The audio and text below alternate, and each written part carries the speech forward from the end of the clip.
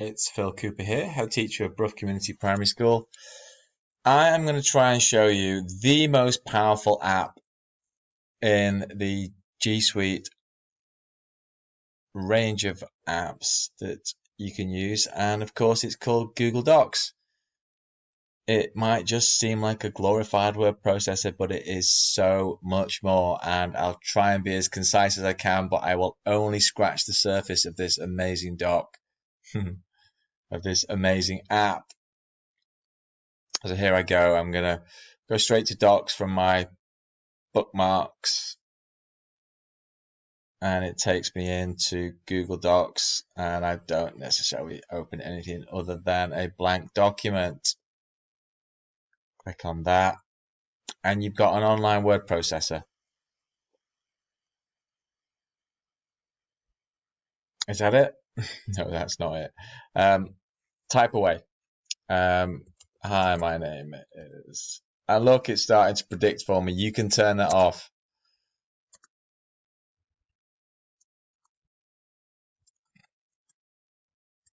And away you go. Now, it will tell you when your last edit was.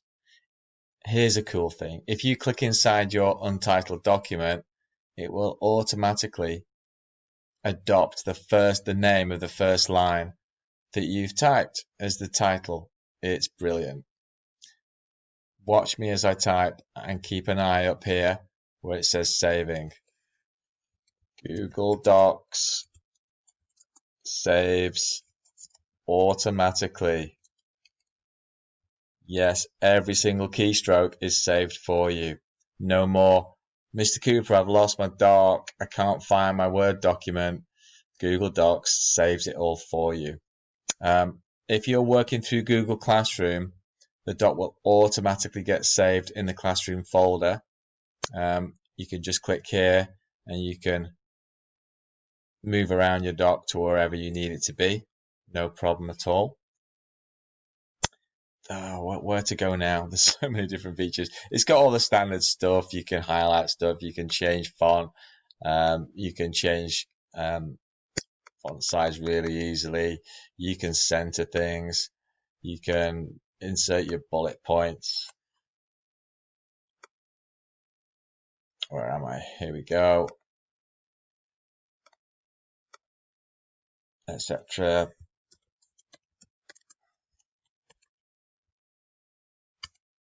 You can indent those bullet points, and you can get them back to normal, or you can click off them. It does all that. You can insert links, copy and paste links into there. You can insert images just like you can in many other well-known word processors.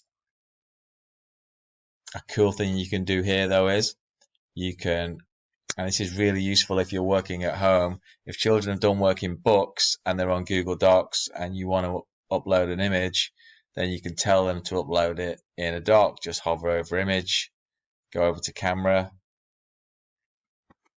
Hi, I'll sit up so I'm semi-normal. Take a picture, you can insert it. That looks awful, so I'm going to delete it, but you get the gist. Let's work through some of the other tabs. You've got a share option there, but if you want to share your Google Doc with someone, you can just open this up. And here's my favorite person, my made-up pupil, Paulette. And straight away that will send and share it to them. And then the great thing there is you can have more than one person opening one doc, and they can work collaboratively on that document. If you want to do some class teaching and you've got one document that you want the whole class to contribute to live, all their names will come up on the screen as they're typing away and adding to a document. You can do shared poetry, shared writing, sentence level work, text level work, word level work. It's fabulous. That was just one thing up there. You can make your copies. Wow, here's a tool. You can download as the enemy. You can download as a Microsoft Word document no problem, or any other format that you so wish. Okay, edit's pretty standard stuff. View's pretty standard stuff. We've talked a little bit about inserting, all sorts of other options there. As you can see, there's lots of things to get to grips with. I tend to have spelling and grammar turned off. You can do that through a master control in your G Suite domain. Word counts all there for you. Here you go. Here's voice typing. Let's have a go and seeing if it can recognize my voice. Let's have a go and see if it can recognize my voice. There you go. Got it right second time. Really useful if you're working with children with special needs, or children who just want to have a practice at Talk for Writing. All good. Okay, let's move away from some of the fun stuff there and have a look at some pieces of writing. Here's a piece of writing that one of my year 4s did for me last year.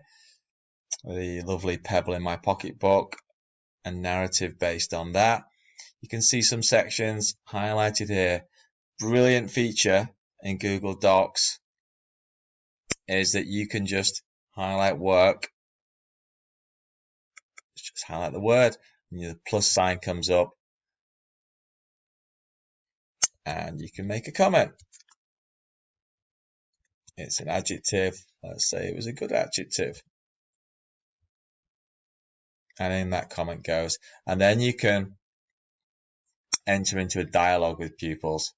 Let's have a look at another piece. Here's another year 4, how to survive lockdown.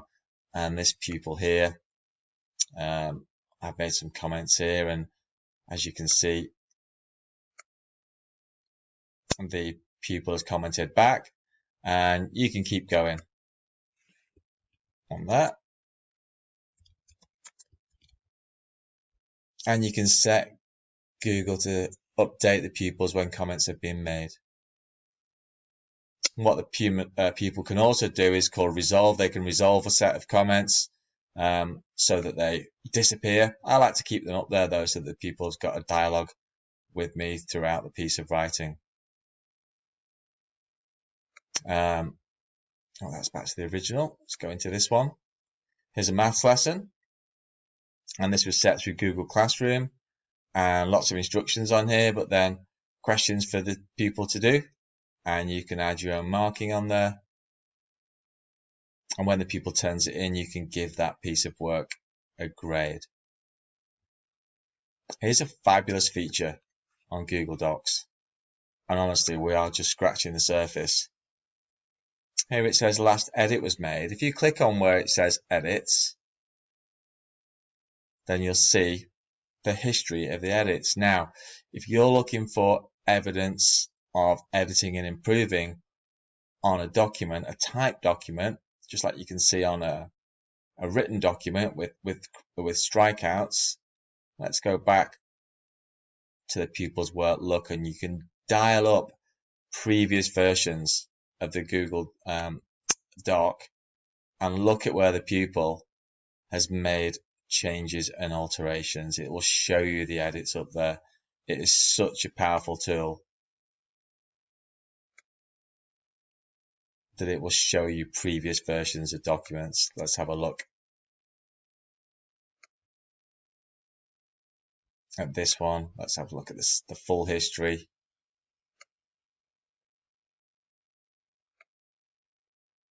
Here you go, strikeouts and corrections. Even more, well, that's fresh additions. That's where the pupils decided on different subheadings. That's their initial format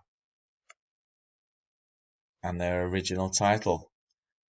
It's brilliant. It gives you a complete picture of the number of times a pupil sat down to do some work and the changes they've made to that work.